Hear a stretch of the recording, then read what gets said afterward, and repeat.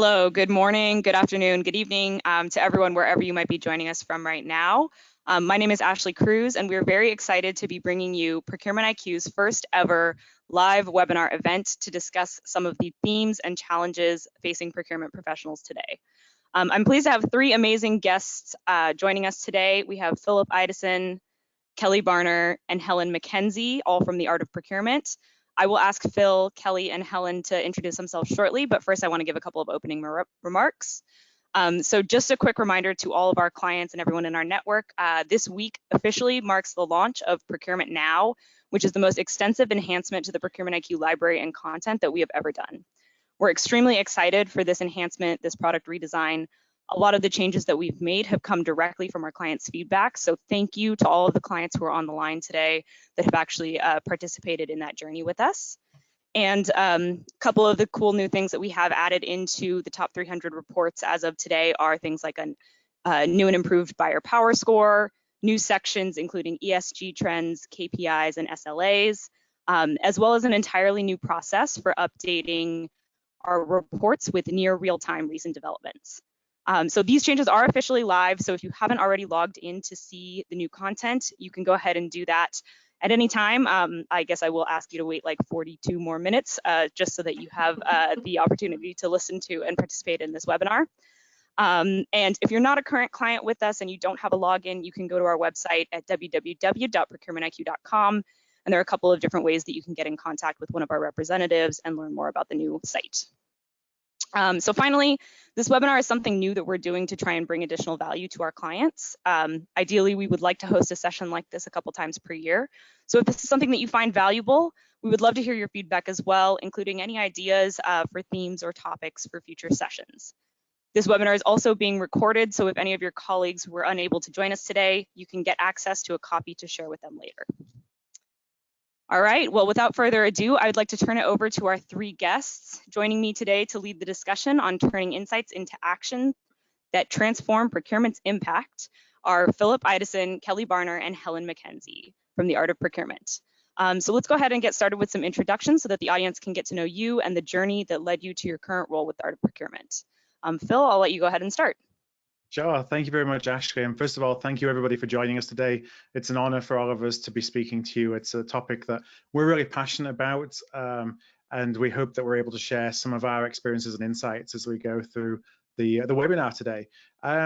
So I'm Philip Idison. As Ashley introduced me, I've had 20 years in procurement, worked on the direct materials side, on the indirect procurement side, variety of different industries in a variety of different roles. You know, I always try to be, I think as Helen calls it, a jack of all trades when I looked at my career and how I built my career in procurement. You know, I was fortunate to be up to a head of procurement, and then I went on to the service provider side. So I was helping a lot of organizations drive transformations, especially around category strategies and kind of the impact that they have with their teams. About 5 years ago, I left the corporate side of things and set up my own business, Art of Procurement. And really, what we strive to do at Art of Procurement is help procurement teams really elevate their impact. You know, think a little bit differently about what the art of the possible is for procurement, and how do we drive that? You know, what are some of the tactics, strategies, perhaps a mindset that we need to change? What technologies can we use? And try and bring all that to the fore through content, through the community activities that we do all the time, such as this webinar, and we also help a little bit on the consulting side as well. So it's a little bit about me and a little bit about Art of Procurement. I'll hand over, Kelly, to you. Thank you, Phil. My name is Kelly Barner. I'm the head of content and brand partnerships at Art of Procurement. Like Phil, I also have 2 decades worth of experience in procurement, both on the practitioner and provider and independent side of things. When I was a practitioner, I worked in grocery retail with a particular focus on either back office hired services or location-based services. And that was in a day before there was much analysis. So a lot of Excel spreadsheets back then. But just shy of 5 years ago, this really nice guy with a British accent got in touch with me and said, "Hey, I have this new podcast. Would you like to come on it?" And I said, "Sure, why not?" So I'm Art of Procurement episode number 6. But Phil and I hit it off and kept in touch, and we've worked together for the last 5 years now at Art of Procurement, building it into everything that we hope it would be. So for anybody that hasn't met us, welcome to our community. We're looking forward to getting to know you a little better over the next 45 minutes. Helen? Thanks very much, Kelly. And I've got the honour of being Art of Procurement employee number 4. So we've got one colleague that does a lot of the work in the background that's not with us today. I'm a former government senior leader over in the UK, financial services, but I managed to get my hands on procurement about 12 years ago, and it was a love affair. It was love at first sight, because procurement for me is the intersection between what the politicians wanted to do and the means to actually go and do it. So did a lot of great things over here in the UK and Scotland using that power of procurement, and led a team for a number of years doing some crazy innovative stuff, along with just getting some fantastic contracts in place. About 3 years ago, there was a bit of a reshuffle in the organisation I worked for, and I got the opportunity to say bye-bye and be brave and go and do something new. And so I'm now out and about in the space working in the community, and I'd really wanted to work with Phil. I'd been listening to Phil on the podcast for years. You know, he was somebody that even my son knows Phil's voice from that music and that Art of Procurement in the car when I was taking him up for the school bus, and really wanted to do something with him, but obviously needed to have the opportunity and the timing to be right. So I've joined the team a couple of months ago, and I'm head of events and community, and really getting stuck in and involved in some of the content we do, but also out there talking to you in the community about what you might need and things you might be interested in us doing in the future. So that's me. Back to you, Ashley. Great. Well, thank you all so much for joining us today. We're really excited to have the 3 of you talking to our client base and sharing some of the wonderful insights that you bring to the table. What we will go ahead and do is just very briefly touch on the agenda.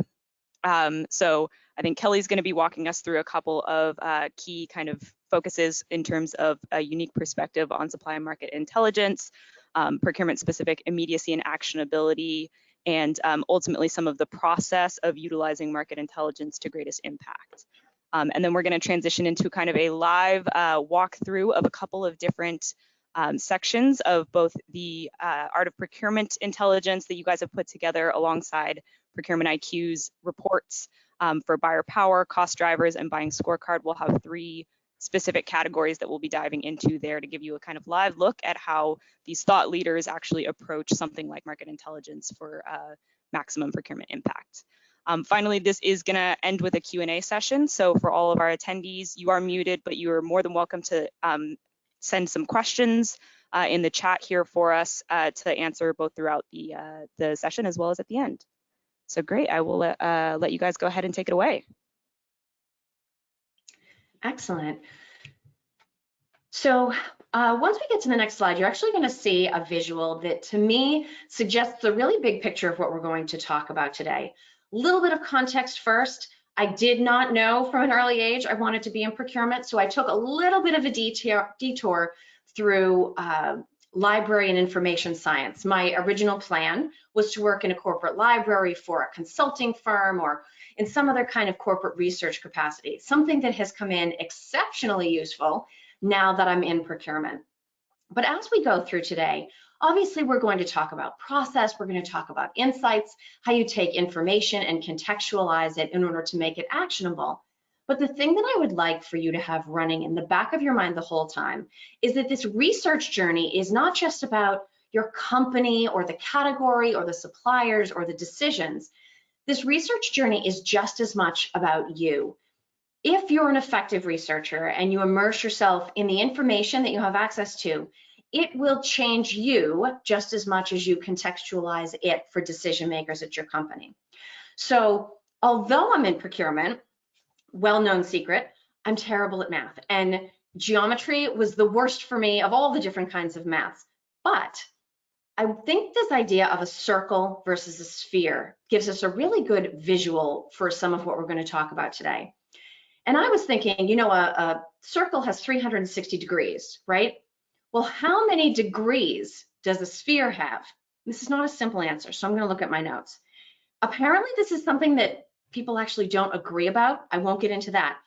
But the most common answer I came up with is that a sphere has 41,253 square degrees, or 4 pi steradians, whatever a steradian is. So the big thing is, it's a heck of a lot more than 360. So as you go into the process of researching, look up, look down, look left, look right, go someplace else and look back at the information that you've been looking at for a while.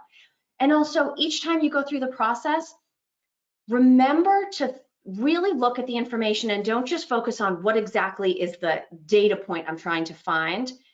Internalize everything, both so that you make sure you're getting a complete picture, and also so that you have the ability to communicate it naturally to others in your company and bring it naturally into conversations. So that's the only artsy piece of this, our Art of Procurement with our 41,000 data points.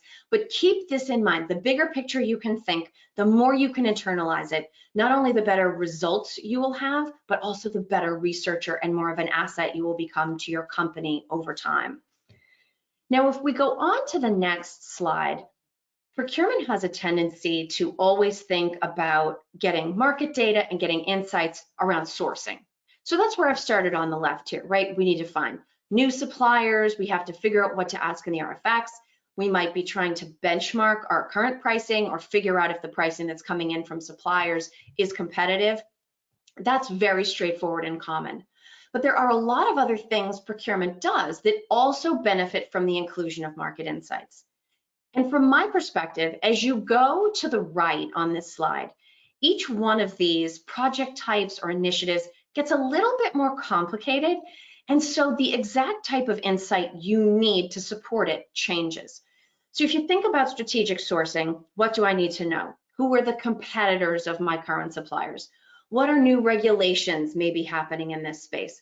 What's an alternate material if it's a manufacturing thing that people are starting to substitute that has some kind of an example? It's very straightforward. It's answers to questions. Now, as you move to the right and you get into risk, category management, and product and service innovation, you're actually looking to have category expertise that you've built up over time.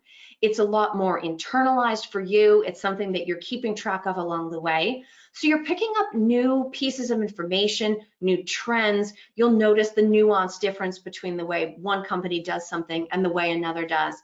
But researching actually has a lot more to do with reading as you get to the right-hand end of the screen, and thinking than I would say typing and taking notes back with strategic sourcing.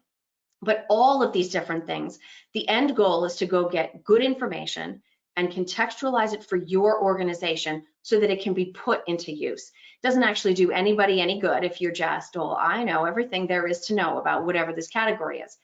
If the company can't do something with that information, improve a decision, further a supplier relationship, mitigate a risk, there isn't actually any measurable benefit to your effort. So always keep that actionability in mind. Would you say, Kelly, that the burden of taking market intelligence and making it actionable increases on the procurement professional as you move towards those more strategic kinds of activities within procurement?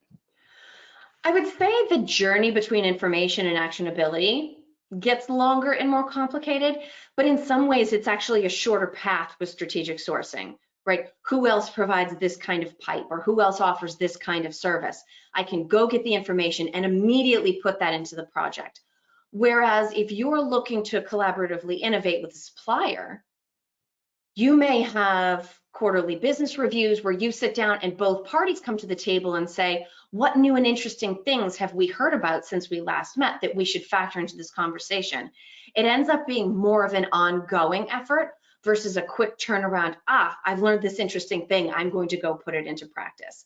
And so I think there's more of a lag as you get further to the right into the more complex areas, but the value skyrockets. The value of being able to innovate with a supplier based on something new versus the value of saying, oh, here are 3 suppliers you've never considered. Both are important, but the value potential from a procurement perspective is much greater on the more complex end of that scale. Great, thank you. Yeah, that's absolutely invaluable to hear kind of how that transformation and that process changes a little bit with those different types of activities. Absolutely. No, great question. So when we think about the research process, now this is my process that we're going to share. I consider this the 4.5 step research process. Now today we're going to focus on 3, 3.5, and 4, right? So we're going to focus at the latter end. Now the reason for that is not because it isn't important to identify information, not because it isn't important to do research, but a lot of that is focused around trying to figure out where you're going to go for information or potentially doing quality control work.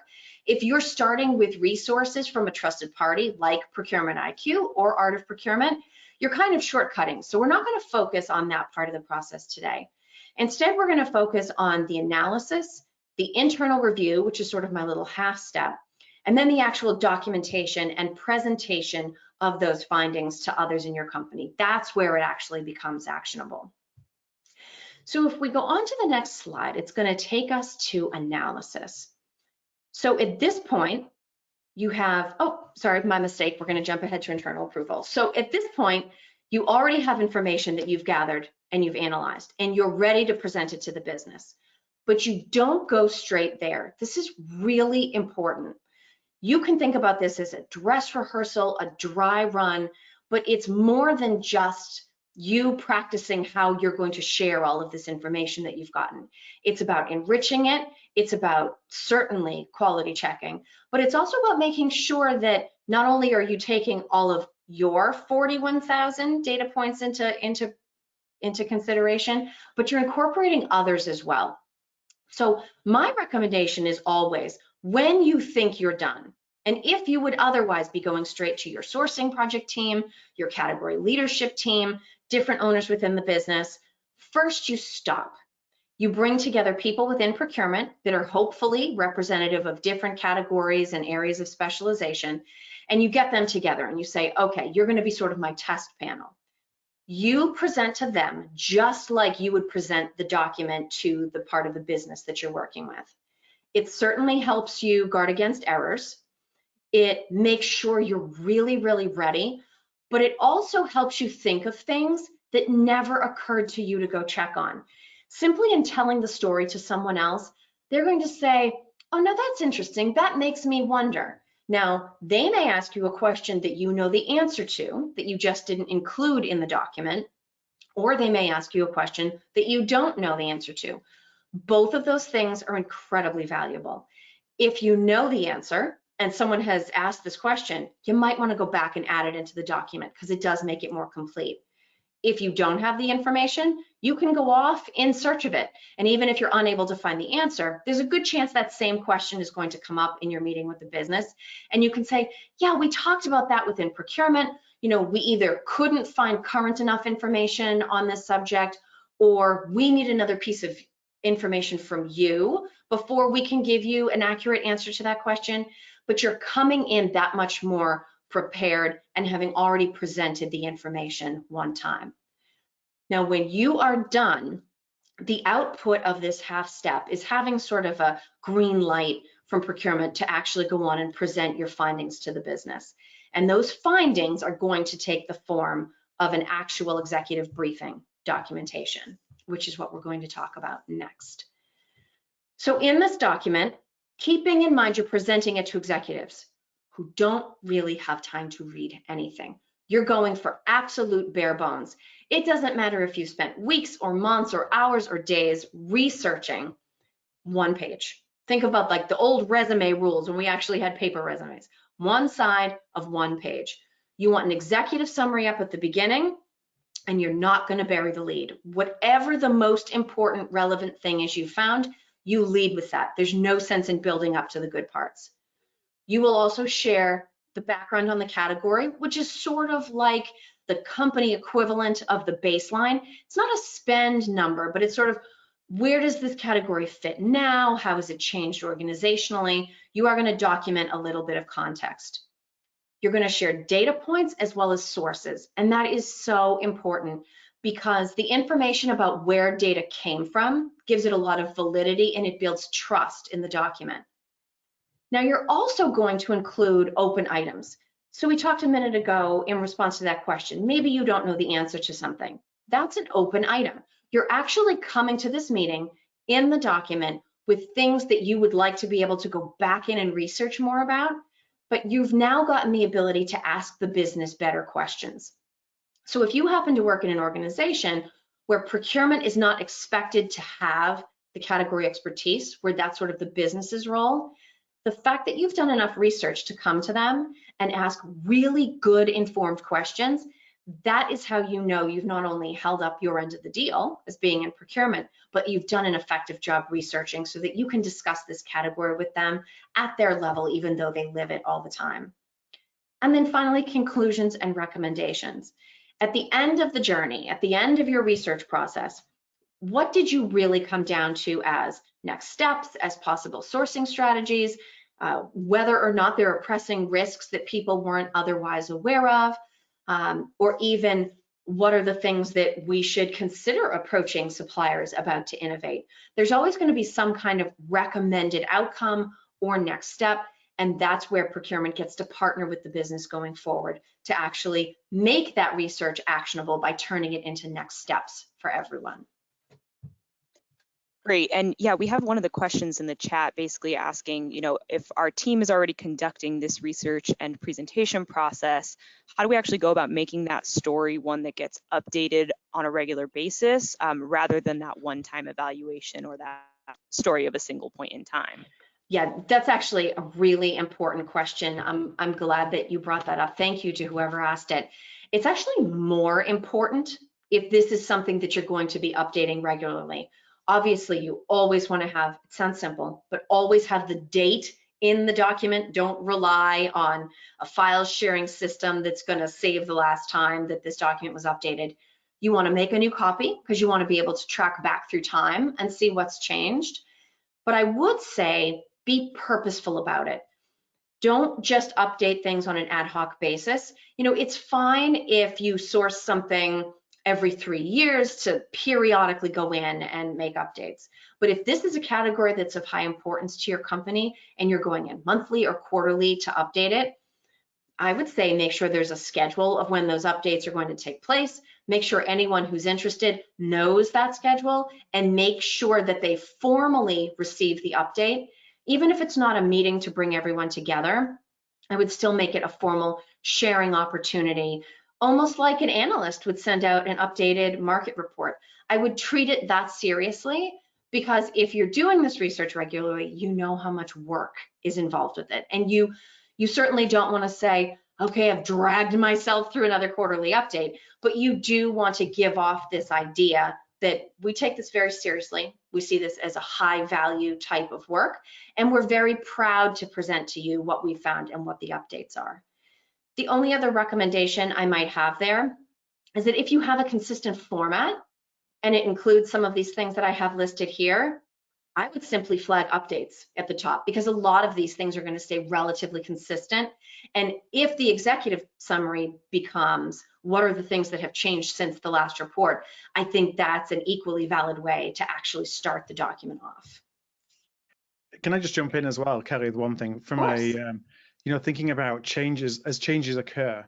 I think that's one of the challenges we've had in procurement is how do we actually keep a track of real-time changes and then make that update our insights and intelligence. And so if you have the ability to have notifications on this is a change that's happened specifically in that market, that's a great trigger then to go back and say, okay, what's that going to change from a strategy perspective? Like, what am I going to do with that information? Absolutely. And I think I would add as well that if the balance of power in terms of your buying power has changed, from one of these updates, the sooner you know about that, if it's that the supplier has more power, the better you can start the process of thinking about what the next sourcing exercise might be, and take those steps. Whereas if you come to it in your usual timetable, then you're on the back foot in terms of your competitive process, then your outcome might be that you're not inviting the right number of suppliers, or you haven't thought about how you're going to frame your requirements. So the more you can keep your eye on that, the better you are when it comes to sourcing. And I agree with that, Helen. I would actually say it would be interesting for procurement. Let's stay with sourcing. You get to the end of a project, go back and read your research brief. To me, that would be, Not that we all have a lot of extra time, but to go back in retrospect and look at what you had in the research and think about, did it work? Was there something we missed? Did we realize something back then but didn't necessarily see how it was going to affect us? I think that's a great idea. So if this type of insight is important to your ability to do your job and partner with the business, I think that's a worthwhile thing for procurement to stop and do at the end of a sourcing project. Look back at the research and see how it actually played out. Great point. Yeah. Thank you so much to Kara Hendrickson, who asked the original question, and to all of our attendees that are asking some questions. We're getting some great ones too that I will want to save for the end. But right now I do have one question from Sarah Yu on the step 4 document process. What should that metadata be for the last bullet point? Can you explain that a little bit more, Kelly? Sure. So the metadata is, an example would be the date that it was updated. It would be the person that has put the document together. So the example that I'm thinking of this is, you know, things change, right? And so knowing who did something, what project it was done for, what date it was updated, who it was presented to, that is all part of the record associated with that document, especially the more you start to emphasize actionability. Who has access to this? Even something like, if this is updated, who should it be sent to? Who's on the circulation for this? Whether it's a team, whether it's a handful of individuals, or whether it's an internal distribution list. I think saving information about the document itself actually adds a lot of value. Not necessarily, it doesn't change the information, it's not going to change your recommendations, but I do think it makes the document actionable. And to the earlier point about something that you update frequently, I think that metadata is incredibly important to have stored right in the document, because as much as you think you will not remember. Trust me, you will not remember once the time comes to refresh it. Absolutely, especially if you're going back and reviewing whether it's that earlier research or the last brief that you sent. Definitely a great point to make Absolutely. Sure. And I mean, even something as simple as any of us could go back and read something that was 2 years old. Knowing that it's 2 years old, depending what's in that document, you're going to say, right, that was before the event which shall not be named. That contextualizes everything I'm reading in here. These recommendations, they weren't dreadfully wrong. They were just from a different lifetime. Those were from a different world. And so having that information in there, especially since once you put it in writing, you no longer own it. If this document's going to be circulating and getting shared in the company, it kind of does protect procurement a little bit to have some of those dates and names and other details stored right in the document. That's great. It's a risk mitigation of our own making. Exactly. Protect against risk. Exactly. So Awesome. I think I have one more piece here, and then I'm going to hand over to Phil and Helen to actually do some category analysis. So when you actually get to the presentation, you want to know your audience. That's the first most important thing. Speak to the people that are actually hearing you. Don't speak to a hypothetical executive or your procurement team again, or the last group of people you presented to. Make sure you're matching your message to your audience. Now, everything on the page should communicate something. The best example of this is a lesson that I learned in a job years ago. I had a boss that used to say that alphabetical order was a cop-out. Don't ever put anything in alphabetical order. It should be in time-based order. It should be in order of, size from largest to smallest, or vice versa, if that's more relevant. But if you think about how much you can fit on one page, it's not a lot. And so even the way you display information, if you have a bulleted list, if you have locations, absolutely everything should be in a very purposeful order. The fact that it's short does not mean that you're not going to spend a ton of time. Now, what's on the document and what you say are actually not going to be the same thing. And it's typical, Ashley, you said, wait 42 minutes before you go check out this new functionality. It's a human temptation. You're going to hand out or email out this document. People are going to be looking at it even while you're talking. That's just sort of the reality. But there's no need to restate the basics that are contained in the document, because people are going to be looking at it while you're talking. Focus on the why, focus on the actionability. So here's some information. I'm not going to read each of these percentages that I have in my bulleted list here, but the general picture is costs are going up, or risk is going up, or our supply chain now has 2 more tiers in it than it did the last time we sourced this. And so what are we going to do? Now, being able to hold people's attention is harder than ever. And so that is part of what you're going to practice in that approval hurdle meeting with procurement. Make sure you're telling an interesting story and be ready to ask the room questions. It should be a very engaged session when you're talking. Now, the other thing that you also want to do, if you think back to that picture of the sphere, you do want to push on those boundaries a little bit. So what I mean by pushing on the boundaries is you can't research everything, right? There's never going to be enough time, but you're going to give them a little bit of a sense of, this is how I understand the edge of the sphere, because that's defining the scope of the project. It's helping them understand the larger context in which you did the research, and you want to confirm that. So if you thought, oh, I researched this for North America, and in fact, you should have researched it for North America and South America, that's an important thing to bring to light quickly. So you're not saying, I decided I had done North America, and that was kind of enough, or I decided I had spent 2 hours on this, and that was enough. But you are saying, you know, my understanding is the scope of this project is X. Get that confirmation, because chances are your research assumptions and the information that you gathered are all dependent on the actual outer boundary of your research sphere for each project. And so you're going to want to make sure that you are accurate, first of all, and that everybody understands that's how far you went. If it gives someone the idea to maybe push into a slightly different space or redefine the category in some way, that's a perfectly valid conversation to have. And again, it may be a value add opportunity for procurement. But the fact of the matter is you always want to put that out there and make it part of the conversation. So speaking of conversation, at this point, I'm actually going to hand over to Helen and Phil. We have a couple of real world examples of market data that we're going to talk about. Thank you very much, Kelly. I'm just making sure my mic was on there, but it is. So thank you for taking us through that, Kelly. Yeah, what we wanted to do was, you know, a lot of what Kelly was saying is around how do we make that information that we then get access to actionable. That's, you know, and certainly in my background as a practitioner, that was one of the biggest challenges that I had. And also, as you see lots of data points, how do you take those data points again and think, not necessarily acting on one individual data point, but how am I building a bigger picture?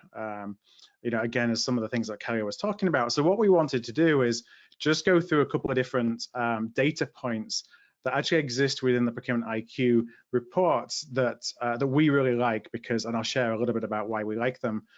We're actually publishing every couple of weeks some data from reports to the Art of Procurement community, because we see a lot of value in some of these insights in some of the decisions that they drive as you're building your category strategies. This first one is about buyer power. So thinking about, and the example that you see there is janitorial services, but how can the buyer, how can the power that you have in any situation, kind of the negotiating leverage, impact what you do when you go to market? Perhaps some of the things that you ask as you are going to market and building out your RFPs and your sourcing process. So an example here is from janitorial services perspective. Right now, there's, you know, the screen that we see was a snapshot we took in September. It was marginal buyer power, but it was almost 50-50. And actually, the latest update and refresh in the data shows that because of the way the market is going here, it actually makes sense to buy later versus going to market now. Why I like this kind of information is that one, you can look at trend lines. You see at the bottom of the chart on the, let's see, as I look at it, it's on my right-hand side.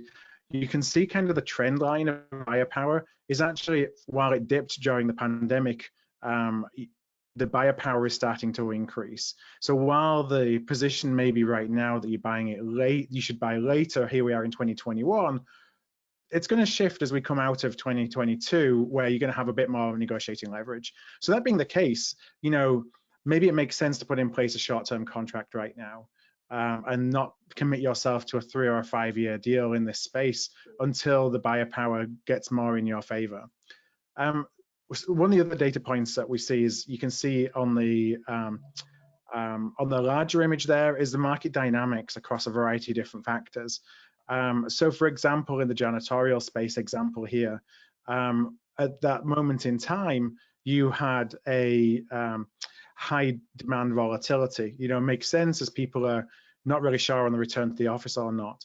But with recent demand volatility means that when your demand starts to increase, you may actually have difficulty from a supply perspective. So what can you be doing right now to be putting in controls and balances so that you have your demand taken care of, even if you're not making full commitments, you know that it's going to be an issue later. So then that will then again impact your go-to-market strategy. Absolutely, Helen, Phil. Yeah. do you want to jump in on that? Yeah, I think so. I mean, that was one of the things that sprung out of the data for me was around demand and demand in terms of we can see there on the left-hand side the product specialization and the medium dynamic there, and you know that does come out of the pandemic and you know changes in sort of regimes around cleaning and things like that. So you know, is that something that's going to continue? Is that something that your business is very focused on in terms of the context of the janitorial services? So you know, thinking about that element of demand and is it going to change is very useful thing to do.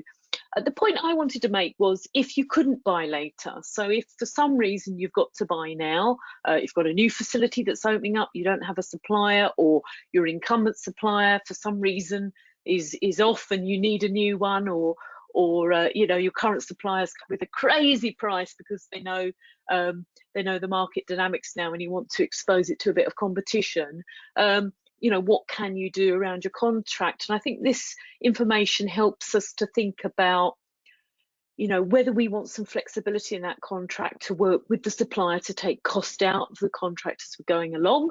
So that might be, you know, about points of the contract where we work together to come up with sort of win-win situations to move forward and reframe the contract.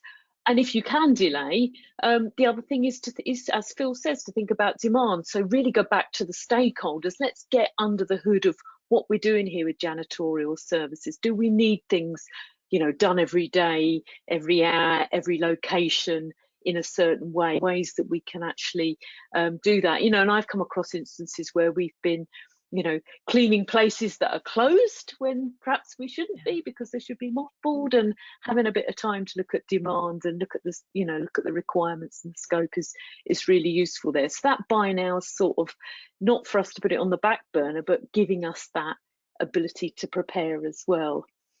The other thing I wanted to pull into here is to look at those market dynamics and think where the innovation might be coming from. And, you know, again, whether you can be using that to have conversation with your current supplier around innovation. So if, you know, if back to managing risk in the supply chain is an interesting issue, you know, where's that coming from in terms of a conversation during the contract with your supplier, and can we work with them to work through that supply chain risk, understand where it's coming from. So lots of triggers on that page for me, not just that buyer power, to have those conversations, all from that market analysis. Yeah, totally. We talk about it being a buyer's market versus a seller's market all the time, but there's so many shades of gray in between, and understanding where that is coming from, you know, is crucial to building out that kind of correct strategy. I know we are kind of coming up close to the time, so I do want to give us the opportunity to look at the other two examples. Perfect. Yeah, so the next one, I really like this. This is looking at cost breakdowns and cost drivers. You know, I come from the direct material side, as I said, at the very beginning of my career. And so, you know, looking at cost drivers was something that was, I think, built into my procurement upbringing. But when you look into the indirect space, it's something that we often, we don't take full advantage of. And when we start to look at cost drivers, we can start to do some cost modeling. We can start to understand, you know, where is the majority of the input cost coming from that makes up the price, and what's changing and how are market dynamics changing at a very granular level. So as an example, especially right now, because I'm sure if your community, much like our community, is seeing a lot of cost increase requests right now coming through, you know, it's understanding the validity of that cost increase request, because the cost increase request may be, oh, I need to increase my prices by 5% because wages have gone up by, you know, 10%. Well, actually, you can go back and look into a cost driver and say what percentage of that input cost is made up by wages versus everything else, and see, you know, like, is there validity to that cost increase request, or is somebody just trying to use that as an excuse to drive up the cost and, you know, add the cost to their profit margin or to what they are accounting for depreciation, or you know, any other kind of areas where they're just trying to, you know, increase the price and get away with a little bit of a cost increase rather than figuring out, you know, that really makes sense or not.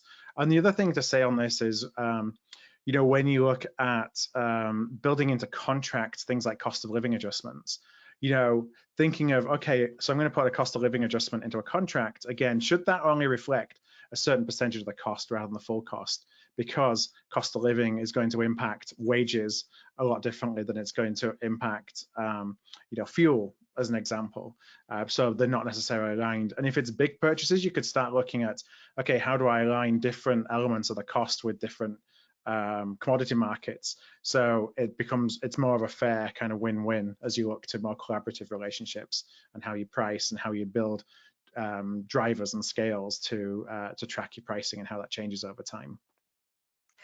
And I think just to add to that, oh, sorry, Ashley. Just to add to that, one of my favourite art procurement episodes is the one that Phil did with Jimmy and Coursera about cost drivers, because it's a really important part of the process. And the thing that sprung out of this data to me in terms of warehousing, a couple of CPOs in my network, because of changes in the EU and the space with Brexit, had to think about that make or buy decision around warehouses. Would they buy in some more capacity and hold that in house, hold that from a supplier providing it, or would they actually buy the warehouse and make it? And using the cost drivers to do that benchmarking between an in-house option or buying it in is also a really helpful piece of data to have in terms of the business making a decision. Yeah, totally. And Richard Bradley here has asked one of, I think, the most popular questions that we're getting on a daily basis right now, which is just that post-pandemic inflationary pressure is being seen very broadly across so many markets. And, you know, what kind of strategies would you guys potentially recommend to help combat that? I think we could probably start by saying, you know, utilizing the market intelligence that talks about costs and where they're going is certainly one of those. But is there anything else you would add to, you know, what might be able to impact that positively? You know, there's one thing that I would say on top of that, because I think that being able to understand the cost drivers and how the cost the breakdown of cost and how whether the individual drivers that are increasing in cost, you know, as we talked about before, allows you to determine whether it's a fair increase request or not. I would always recommend, you know, look at that as being it's a short-term, you're going to grant a short-term increase. I forget the terminology, but like all the airlines do when they say it's going to be an additional cost on top of the base, you know, what happens is they never take that additional cost down.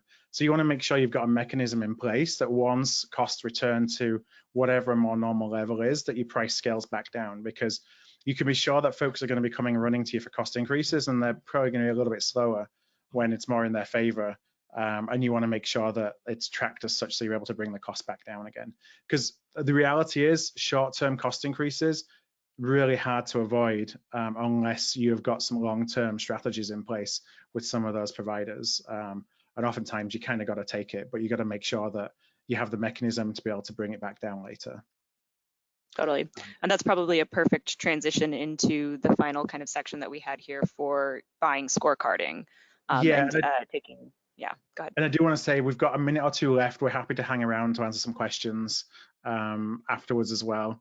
But from a buying scorecard perspective, you know, what I like about this is we're often challenged in procurement as, do we really understand what the business needs? And a lot of times we'll go in with a price first conversation.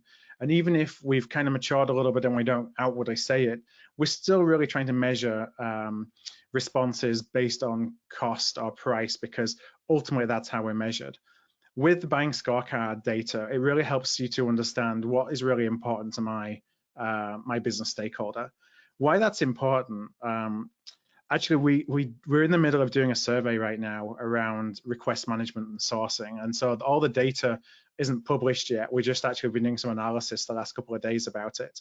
But we find that there was a couple of data points that we asked people, which was, you know, do you find that your RFP responses always or frequently lack an objective evaluation criteria? So what I mean is you can't actually measure the responses that you get because you don't have a good evaluation criteria.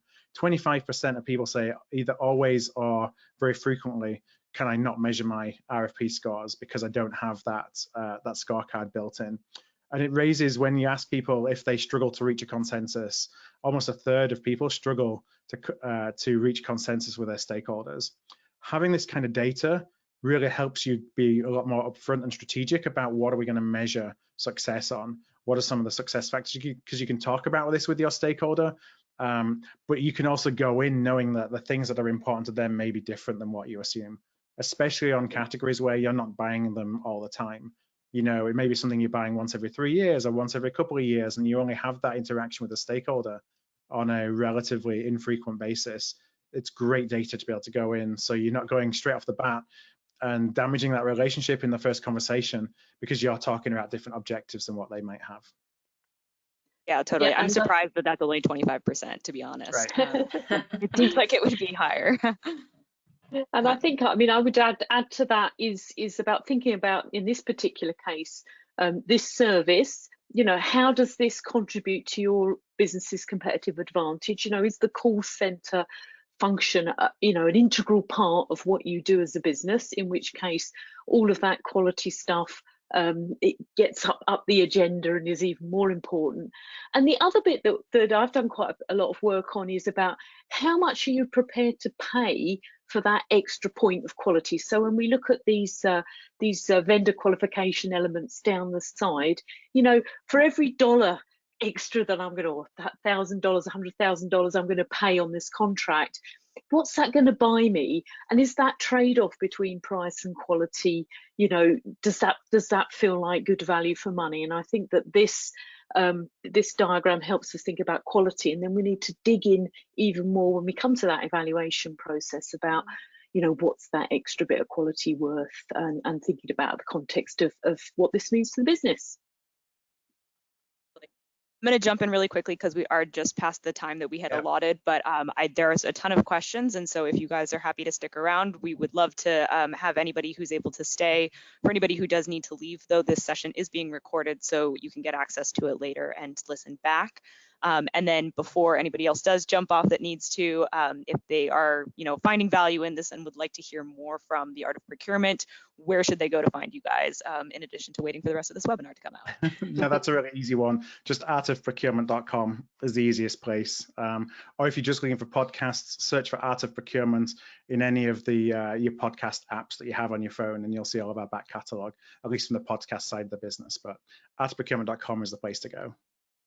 Excellent, excellent. Well, this has been, an extremely valuable conversation, I know, for myself as well. And one of the questions that we got early on, I think, plays into what we're talking about right now with qualifying suppliers and, you know, qualifying or making those requirements quantitative. But Christian Rice asked, are there any tips that you guys have for how to get quality business requirements and desired deliverables from internal partners? Do you see this more effectively documented by procurement or by a different function? Kelly, I'll let you answer first so I don't just take over the conversation here. So I would say, first of all, $1 million question, right? How can procurement collaborate better with the business to get good evaluation criteria and specifications and requirements? It largely comes down to conversation. So this is where, if you've been through the research process, you're now in a good position to ask good questions about what they say the specifications and requirements have been in the past. But one of the other conversations that we end up having, and Phil, this also comes up in our recent research, is that procurement has a tendency to create this nice little neat set of boxes that we want our suppliers to fill in. But sometimes the greatest value comes from what we allow them to share with us outside those boxes. Now, in some cases, it seems like it might make a little bit more work. But what we're starting to see early signs of is that not only does it get us to a better outcome, the process of evaluating slightly less comparable supplier responses isn't as taxing and distracting as it seems like it might be. And so to Helen's point about how much more quality will one more dollar of contract buy me, being able to start with the basics. Okay, everybody just give me, for these specs and requirements that I've hopefully collaborated with the business to define, everybody give me your basic price for that, but then what are some other options, or where else should I be willing to invest more? You convince me that I should be willing to invest more. It does help us to go more from the circle to the sphere in terms of connecting that category of spend with overall business objectives. That's great. Yeah, and I think the other kind of question that's coming up from Stacy, I'm totally going to butcher this, but Vigliotti, is, are there any suggestions on how to quantify the mitigation of risk through an RFP and or a contract? So when it comes to risk mitigation, I would say you need to be thinking at the very beginning of what product or service that you buy. What's the risk profile of that product or service that I'm about to buy? Is that something that's going to pose me a high, you're essentially looking at something called inherent risk. Is the risk associated, irrespective of which supplier that I go to, of what I buy, going to be high or low based on what it is that I'm buying? And that can be across many different factors that kind of go into making that decision. Once you have decided that this is going to be a high or a medium risk, for example, purchase, you can start to think about what are the factors that make it a high or a medium risk. And it may be because the supply market is in a certain geographic location. It may be that the supply market, there's only one or two providers in that supply market. And if we can't access that product or service, then that's there's big difficulties from us in terms of us meeting our obligations to our customers. Maybe an area of geopolitical risk, a reputational risk issue. There's lots of different risk factors. But what you can do is you can start to say, okay, these are the risks that are prevalent based on what I'm actually buying, and then mapping that back to the RFP and RFP questions and saying, okay, I know these are my risks, so how can I get more information that's going to allow me to assess that risk as I go through, one, as I go through the sourcing process, but two, then as I'm doing the contracting, that I'm contracting to protect myself against those specific risks. Because what most of the time happens is you go through that process, you put in place a contract, and then you realize that risks exist and you don't have the contract to protect you against them, or at least to enable you access to, audit clauses or contingencies to be able to bring in additional providers, like termination for convenience clauses, whatever it may be. Or there may be things around disaster recovery and business continuity that you need to see. So making sure you have those built in up front is how you can be really proactive about risk management through the sourcing process.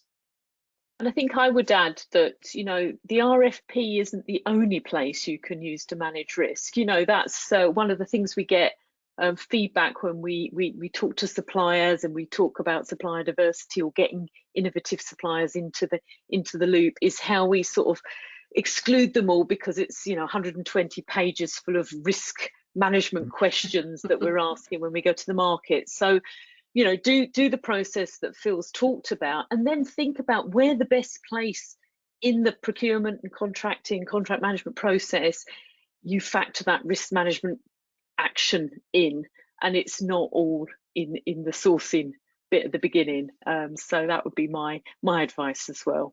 We never used to let our stakeholders put things in. I used to say to them, what risk are you trying to manage? What will you do with the answer to this question? And if it was nothing at this stage, I wouldn't let them ask it because it was pointless. It was wasting suppliers' time. So there you are. That's great. Yeah, all comes back to having those good relationships internally as well, and being able to, I think, not just with the research, but think about the process like a sphere instead of a circle as well. Yeah. Well, great. I'm going to go ahead and call it here. Thank you guys so much, all three of you, for leading such a robust and intelligent discussion. Like I said, I know a lot of our listeners are probably going to get a lot of great value out of this, as well as want to connect more with Art of Procurement in order to learn more and can continue hearing you guys talk about these really wonderful topics related to procurement. So for all of our clients, you're now off the hook. You can go ahead and dive into the new content that we have as well.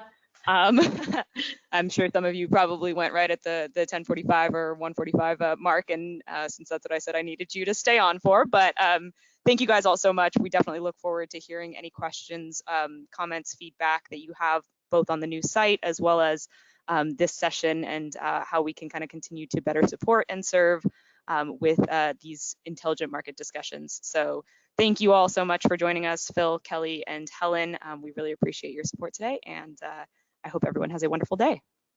Our pleasure. Thank you so much, Thank Ashley. you. Cheers. Thank you, guys.